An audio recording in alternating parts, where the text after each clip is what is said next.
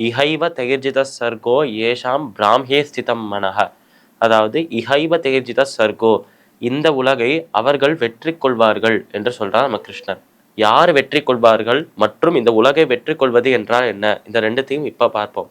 இஹைவ தைர்ஜித சர்கோ ஏஷாம் பிராம்ஹே ஸ்திதம் மனஹ. அனைவரிடமும் அனைவருக்குள்ளும் ஒரே இறைவன் தான் இருக்கிறார் என்று யார் பார்க்கிறாளோ, அந்த தத்துவம் அந்த உண்மை யாருக்கு புரியுதோ அவாதான் இந்த உலகை வெற்றி கொள்வார்கள் என்று சொல்றார். உலகை வெற்றி கொள்வது என்றால் என்ன என்றால், இந்த உலகிடமிருந்து நம்ம விடுதலை பெறுவது, இந்த உலகத்திலேருந்து நம்ம விடுதலை பெற்றுக்கொண்டு மோட்சம் முக்தி பெற்றுக்கொண்டு இதிலேருந்து நம்ம விலகிச் செல்வதுதான் உலகை வெற்றி கொள்வது என்று பொருள். இப்போ நமக்கும் இந்த உலகுக்கும் ஒரு போட்டி இருக்கு என்று நம்ம மனதுக்குள்ள பாவனை செஞ்சுக்கிட்டோம் என்றால், இந்த உலகம் நம்மை ஜெயிச்செடுத்து நம்ம அந்த உலகத்திடம் தோற்றுட்டோம் என்றால் நமக்கு மறுபிறவி கிடைக்கும்.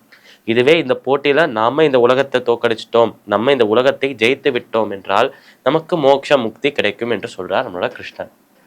அதனால் இந்த பிறவிலேயே, அதாவது இப்போ இருக்கும் சாங்கிய யோகி இந்த ஒரு தேகத்தை ஒரு மனிதனின் உடல்ல வந்திருக்கார். இப்படி மனிதனின் உடல்ல இருக்கும் இந்த சாங்கிய யோகி இதே பிறவியில் இதே உடலை கொண்டு இந்த உடலையே ஒரு உபாயமாக உபயோகித்து இதே உடலில் இதே பிறவிலேயே இந்த உலகத்தை வெற்றி கொள்வார். அதாவது மோட்ச முக்தி பெறுவார்.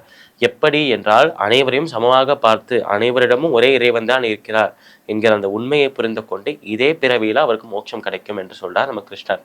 அதற்கப்புறம் அவர் சொல்றது, நிர்தோஷம் ஹி சமம் பிரம்ம தஸ்மாத் பிரம்மணி தேஸ்திதாக.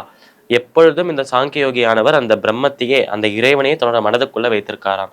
தன்னோட சிந்தனைகள் தன்னோட எண்ணங்கள் எல்லாமே அந்த இறைவனை நோக்கி மட்டும்தான் இருக்கு. அந்த இறைவன் ஒருவர் மட்டுமே இந்த சாங்கியோகியின் லட்சியமாக, அந்த இறைவன் ஒருவர் மட்டுமே இந்த சாங்கியோகியின் ஒரே குறிக்கோளாக இருக்கார் வாழ்க்கையில. அப்பேற்பட்ட இறைவனை இந்த சாங்கியோகி அடைகிறார். எப்படி அடைகிறார்? எப்பொழுதும் அவரையே மனதுக்குள்ள வைத்துக்கொண்டு அந்த இறைவன் எல்லாரிடமும் இருக்கார், அனைவரும் சமம்தான் என்று உணர்ந்து கொண்டு அந்த இறைவனை அடைகிறார் என்று அழகாக சொல்றார் நம்ம கிருஷ்ணன். அதாவது ஏற்கனவே சொன்ன விஷயம்தான், சாங்கியோகிகள் பகவானை சென்று அடைவார், மோட்சம் பெறுவார்.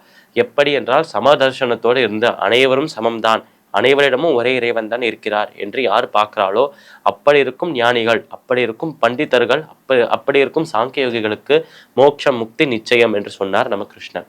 அதே விஷயத்தை தான் இந்த இடத்தில் இன்னும் கொஞ்சம் உறுதியாக இன்னும் கொஞ்சம் ஸ்ட்ராங்காக சொல்றார் நம்ம கிருஷ்ணன். பகவத்கீதையின் 5வது அத்தியாயமான கர்ம சந்நியாச யோகத்தின் 19வது ஸ்லோகத்திற்குண்டான விளக்கம் இதுவே.